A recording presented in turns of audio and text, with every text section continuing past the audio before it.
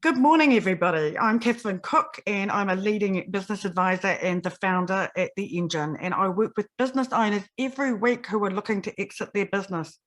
However, when I look under the bonnet, there's a lot of groundwork that needs to be done, a lot of information that's incomplete. So today I've got two great experts in this field who work with me on helping those businesses.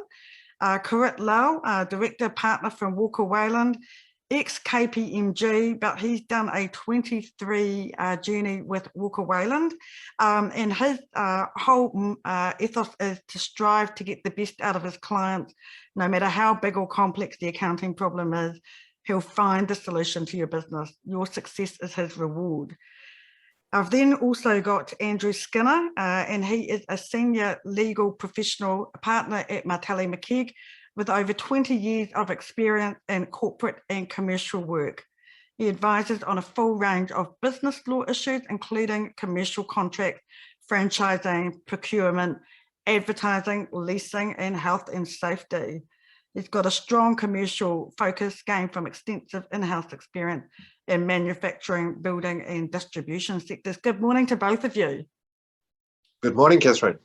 Hi, Catherine. Hi, Garrett.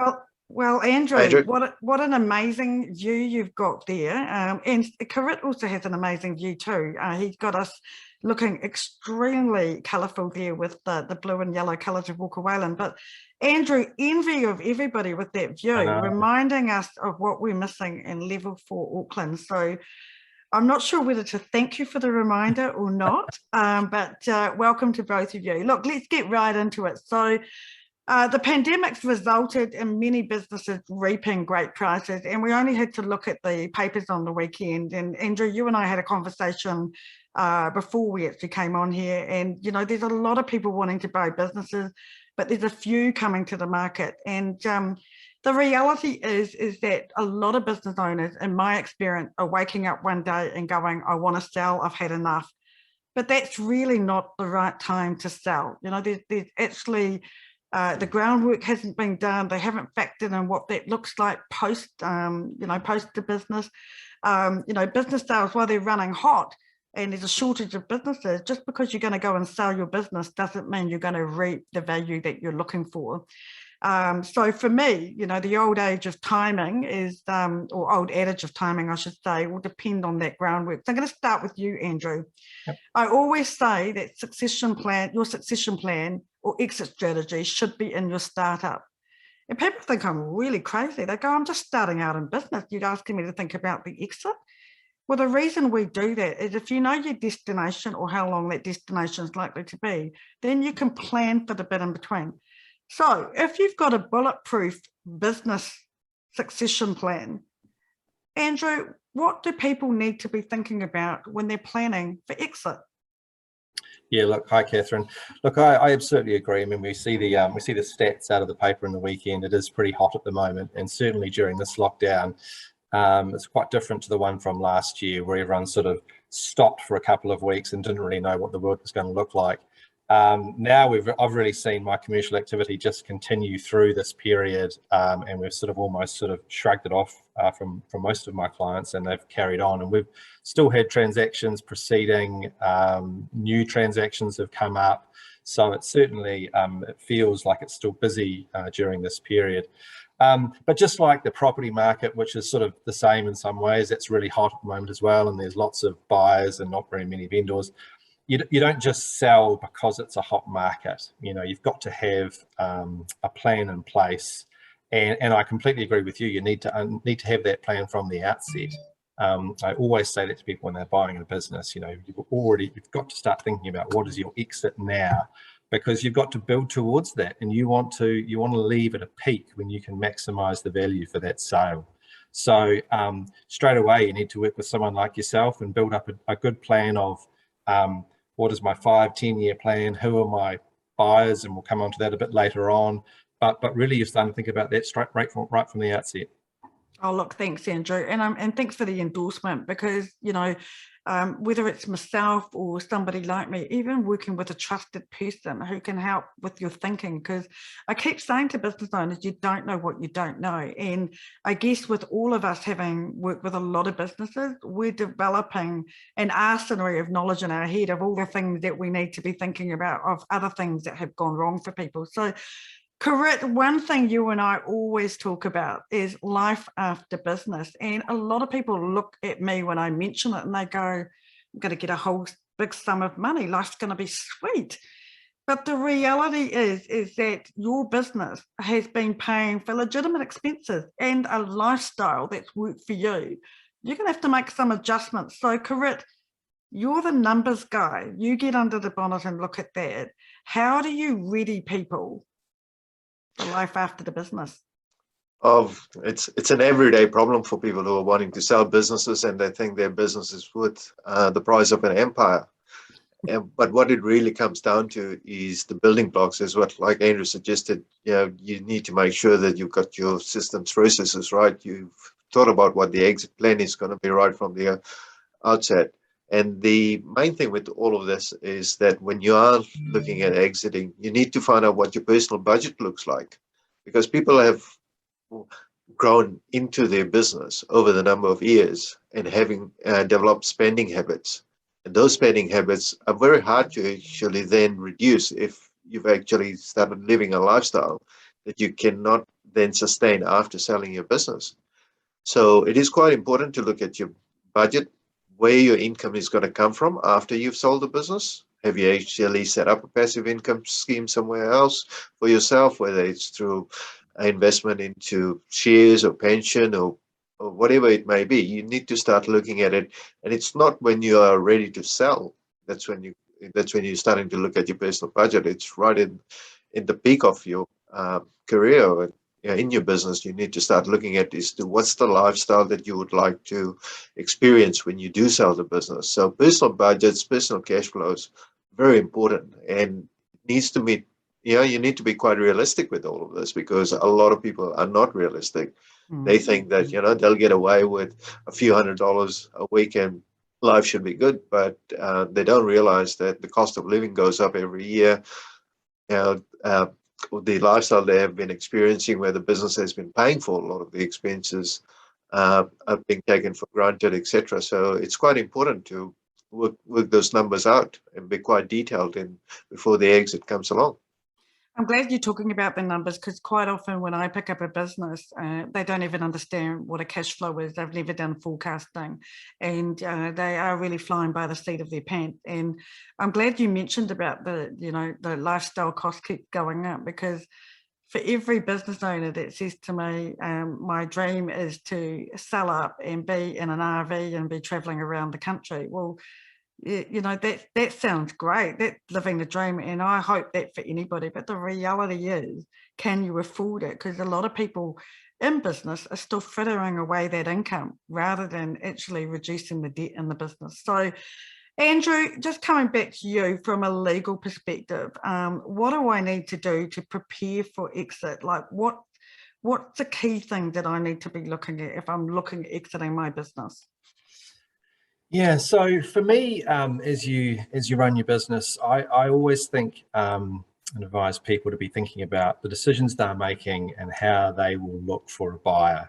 And so you really want to be thinking about making good long-term strategic decisions, that if when you come to sell a business, you've got the business in really good shape for that buyer. The other key thing for me, I guess, being a lawyer, is I like the documentation and the detail. You need to keep on top of things like your contracts, like your leases, like your customer database, so that when you do come to sell, you can actually present a good package of documentation to a buyer in that due diligence period that shows that you're completely across your business, you're completely across your numbers, you're across your contracts, you've got a good lease in place that's got rights of renewal out. Sometimes we receive contracts that have been signed up and there might only be 3 months left of the lease or something, or there might not even be a lease, or where's your customer list? Oh yeah, well, it's kind of on a piece of paper over here somewhere, and that just doesn't give the buyer a lot of confidence. And really we're looking at here is maximizing value by giving that buyer confidence that you've got a good, sound business and that you've taken care of it. Yeah, and look, I keep coming back to that whole risk factor as well. I mean, if you're actually starting at the beginning and you know your destination and you're updating it as you go, should things go wrong, and let's face it, life can sometimes turn up lemons occasionally. You've got to be ready to go and have your best foot forward and being able to realise what you can, or at least recover what you can. So I mentioned before about having, you know, a good amount of groundwork done before you actually consider selling the business. So from my perspective, you know, you're better to get the disconnects right, and it's a discussion of whether we sell now or whether we work towards realising that better value as a business owner. And a lot of business owners don't have the appetite. So I might say to a business owner, look, we really, and Correct and him and I, we talk quite often to business owners, like, you're not ready right now, and this is the reason you're not ready, and we need to get at least another 2 years out of this, and this is the reason why. But if they really don't have an appetite to do that, and they really are just checked out, then they really do need to be realistic about what that value is. So my advice always is, the key is the plan and then the action. So Corinne, I'm going to come back to you from a financial point of view. And this is an interesting one. I've been on both sides of the fence as a seller and a buyer, and presenting the financials. And I know, even having worked with you, Corinne, is that when I'm presenting information to you, you're looking at it from, if your client is the buyer, you're looking at it from, is this actually an investment that actually stacks up? So talking about the financials from a seller's perspective and a buyer's perspective, what advice would you give in terms of preparing those financials? Yeah, sure. So from a seller's perspective, they would want to make sure that they start the work quite early.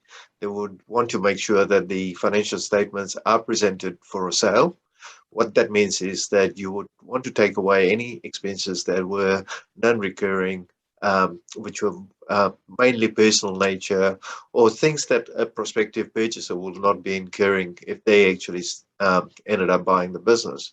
So the more that you actually have this in the financials, and it's about a 3 to 5 year plan we are talking about. From a seller's perspective, if you start doing it early, you get to the stage when you're selling it, there wouldn't be a lot of problems when you're answering questions from buyers to say, hey, why do you actually incur this much in advertising, and are you trying to just boost up your advertising so your revenue numbers look good before a sale? It's not that sort of conversation that you would want to have when you're selling the business. It needs to be quite a plain sale process where the purchaser then finds the confidence in the numbers that get presented, and making sure that all of the statutory returns, like the GST returns, the income tax returns, etc., all align back to the financial statements. And if that happens, then the purchaser has got comfort. Normally, when purchasers are looking into the financial statements of the sellers, they're always looking for things that are distorting the real underlying profit number, because they are paying on the profitability of the business. And you may have heard about EBIT and trying to get a multiple towards it, and that's what the governing factor is. And obviously, with any buyer-seller negotiation, there's always the tension as to what is the right price. And and there are different attributes between the buyer and the seller that they would want to cash in on or pay less on. So so it's quite important that the financial statements do actually reflect a proper normalized earnings and expense number for a normalized profit. So let's just jump into that abbreviated word EBIT, because there'll be a lot of lay people here that don't understand what that means. And so I know what it means. I'm going to start with the first word, earnings rather, so that people know I do know what it means. But correct, what does EBIT mean for a lay person? Yeah, sure. So EBIT actually means earnings before interest and taxation. So what that means is that for a prospective purchaser, the way they finance the business or the way they choose to pay their taxes is not part of the makeup of the earnings that the business earns. So from the seller's perspective, they would want to make sure that the EBIT number is maximized, because that number does actually give the confidence to the purchaser as to what the business is able to make. And based on that, the purchase price is determined. So earnings before interest and tax is quite important. And there are different terms that come out there that business brokers have used, etc. And things like seller's discretionary cash, that's one of it. What the shareholder earnings is before any type of salary has been taken out. Those are the sort of common names that get given against the EBIT number, but normally in valuations, you would look at the EBIT number, and sometimes you put the EBITDA, which is earnings before interest, tax, depreciation, and amortization of goodwill. So those are the key things that that acronym actually detects. Thanks, Kurt. I really appreciate that.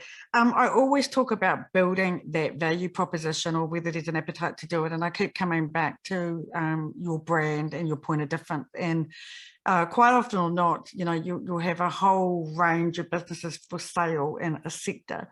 And, especially in hospitality, they've had massive changes over the years where obviously, you can't drink and drive, but you've been, obviously the alcohol limits have been lifted. So, you might have gone a few years back to 3 drinks and now it's down to 2 drinks, and you've got to recover that income.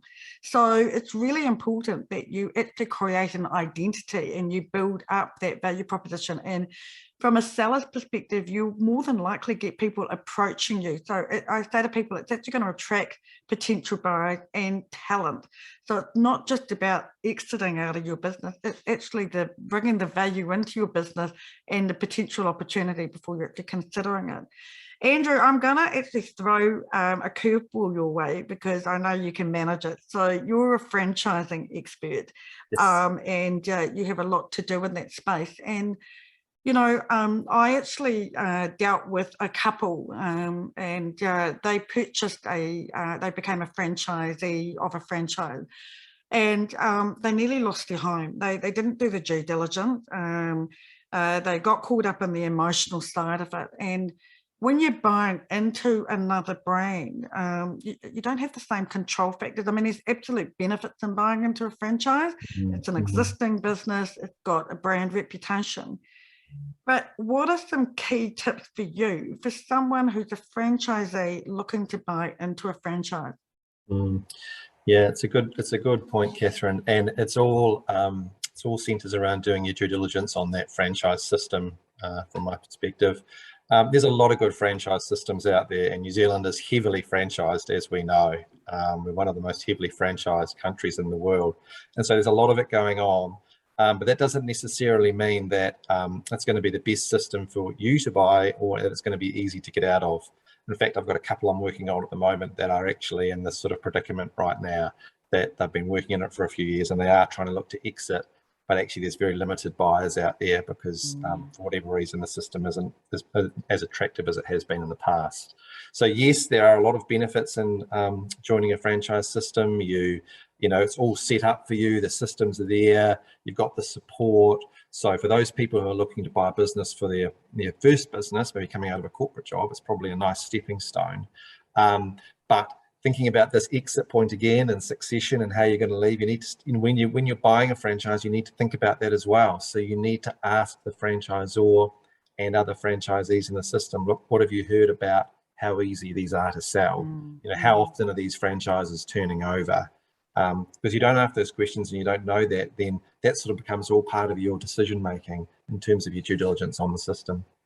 Absolutely. And I even go one step more and challenge some of these franchises because franchisors, they're trying to sell the franchises themselves. And if they actually look to separate that process to somebody else, that somebody else, whether it be a correct accountant, yourself, lawyer, myself, business advisor, we're going to ask them the questions that they don't know and challenge them on their thinking and obviously look at getting them to improve those or front foot those disconnects so that we can actually improve the viability. I come back to that article that we saw in the paper, Andrew, and you're talking to me about some franchises that aren't moving on.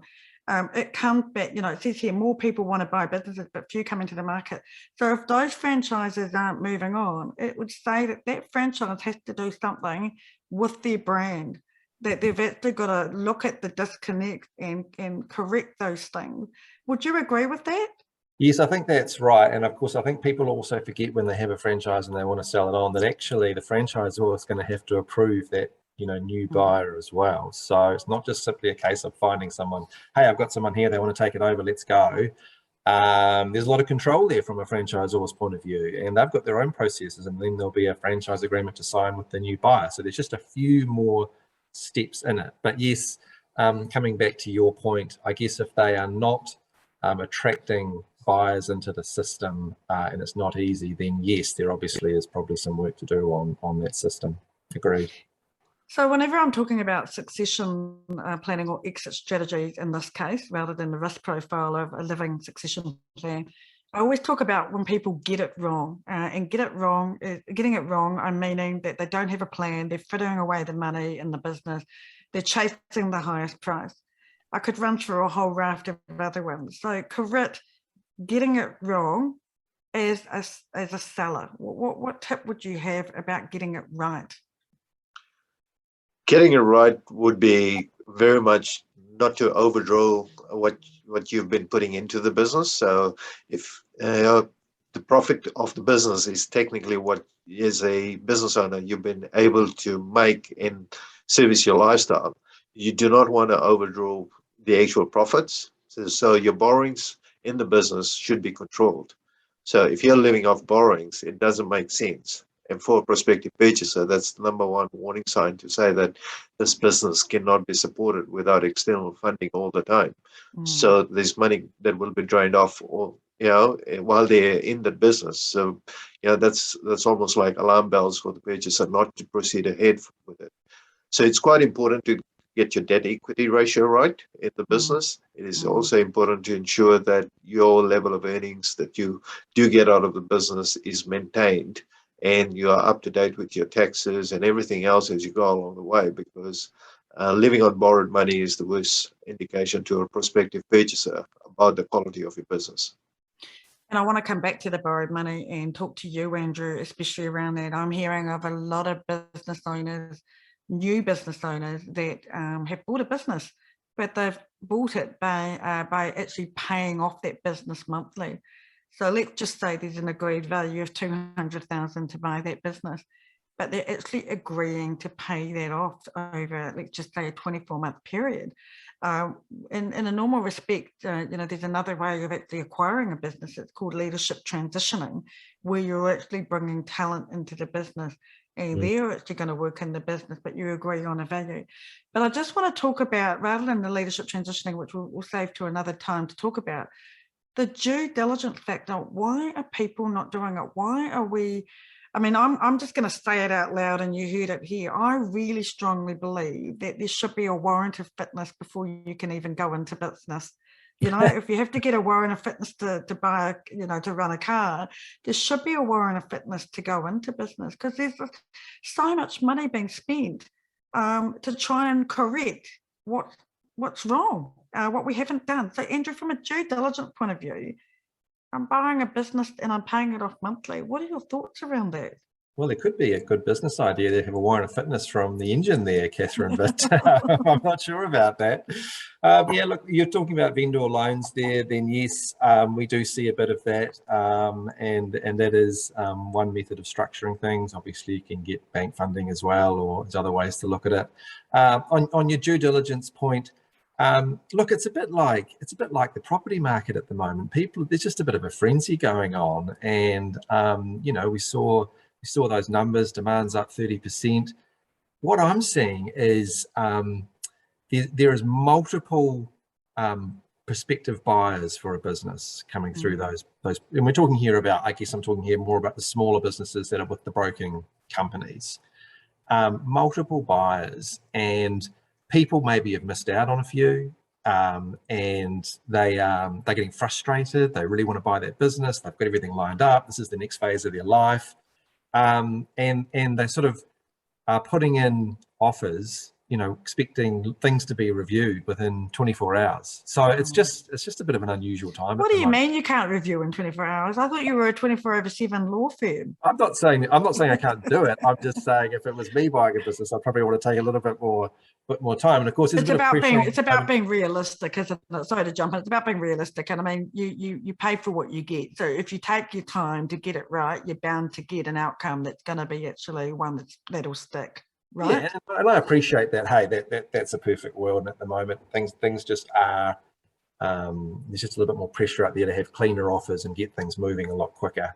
Yeah. But I guess you just need to maybe spend a bit more time thinking about the sort of business you want, looking at the players, and so when things do need to happen quickly, you've kind of almost done a bit of that background, and you've got the sort of the type of industry you want.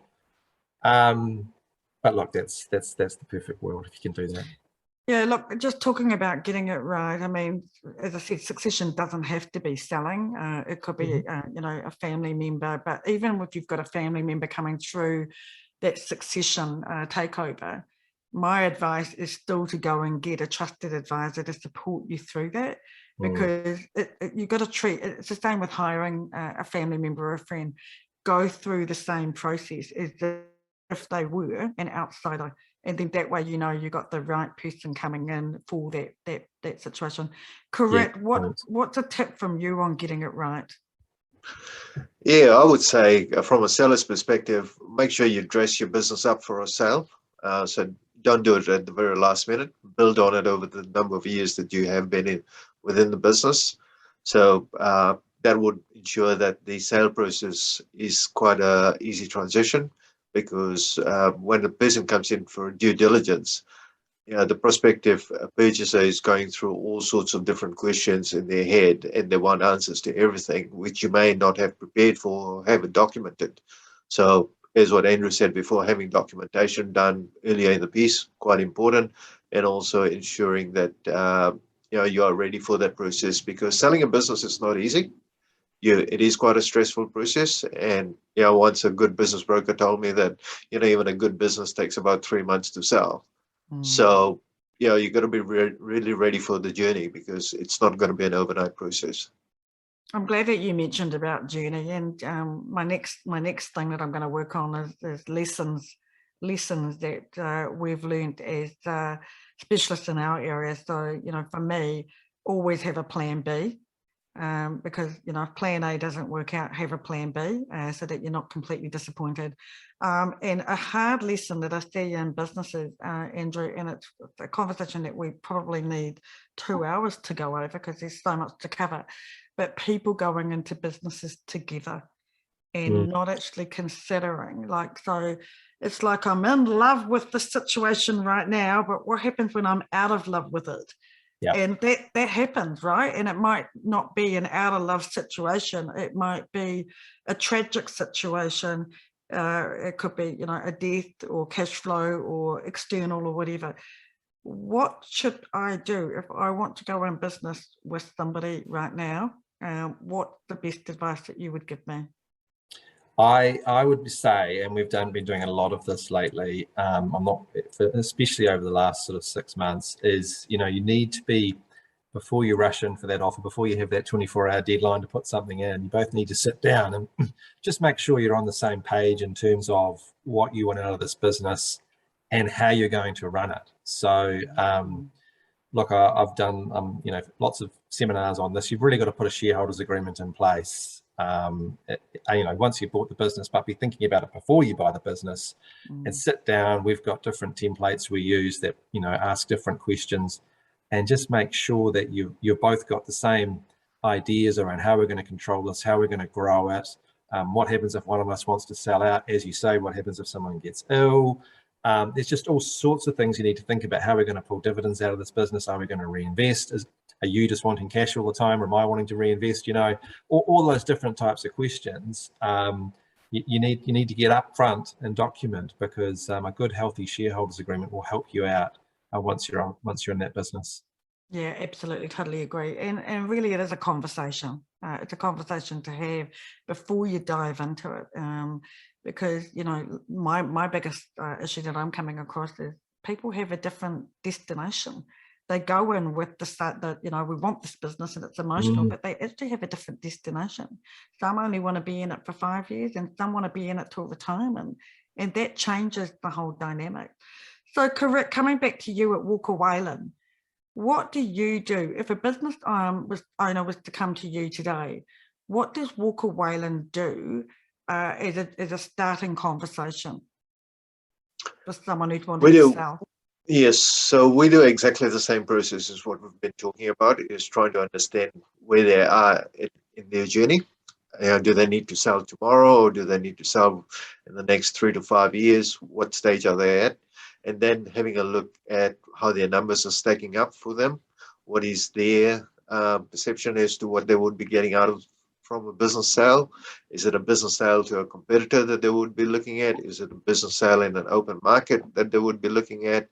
Is it local? Is it overseas? We actually go through all those sort of questions, and then we start looking at things like budgets, cash flows. How has the business been tracking along together with that?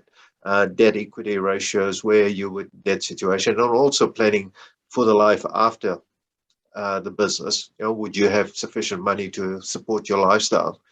And all of that process is quite important from a seller's perspective, that you know, you are in control with the journey. And if you are happy with the numbers that come out at the other end, and if you can support those numbers, then yeah, why not? Let's sell tomorrow. But if it is not, then it's that process that you got to go through. And unfortunately, for some people, you know, it's a reality check that that happens on the day. So so it's an interesting process, but a very realistic one. And once you do admit to reality, then the process becomes a lot more easier to digest. Look, absolutely. And I sometimes feel like I'm the counsellor when I have to actually sort of have that reality check with them. And from Tally McKeag's point of view, Andrew, what do you offer to businesses if they come to you, whether they're looking to buy or sell? Is there a conversation starter? Is there a time frame that you'll have just a quick conversation with them before you go to engagement? No, absolutely. For a vendor, it's all about making sure that their house is in order and making them aware of what a likely purchaser is going to want to look at, and helping them sort of get that in a good, robust way, and making sure the contracts and leases are all looking up to date. And from a buyer's perspective, what I would say is just involve your advisor as early as possible, sort of echoing what Kirit was saying. You know, you'll get the best out of them as if a buyer's looking at a business, if you give them a bit of warning and a bit of time to think about, you know, all the different things that due diligence should go through. You know, turning up with a contract and needing it done by the end of that day, you'll get a good outcome, but it won't be your best outcome. So it's best to just let people know what you're doing, what you're thinking, what industries you're focusing on, and then you'll get the best outcomes.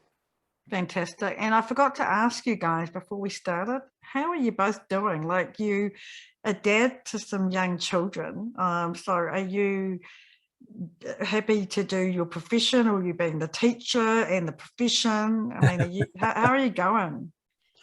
All of the above. A lot of teaching going on. What was that, Andrew? I said there's not a lot of teaching going on, so yeah. Busy time. And what about you, Kirit?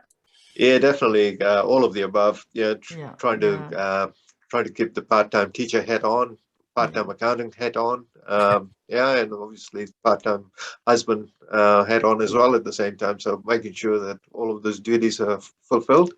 But it's been good. I mean, we in our lives, Andrew and I, we actually spend a lot of hours in our offices, you know, looking at the view that Andrew's got behind him, but not really the view that we have in our backyard. So it's nice to actually enjoy the view from a change as well. So I'm glad you mentioned the view, and I'm going to wrap it up with that. So from my perspective, always look through the front of the mirror. Don't look behind.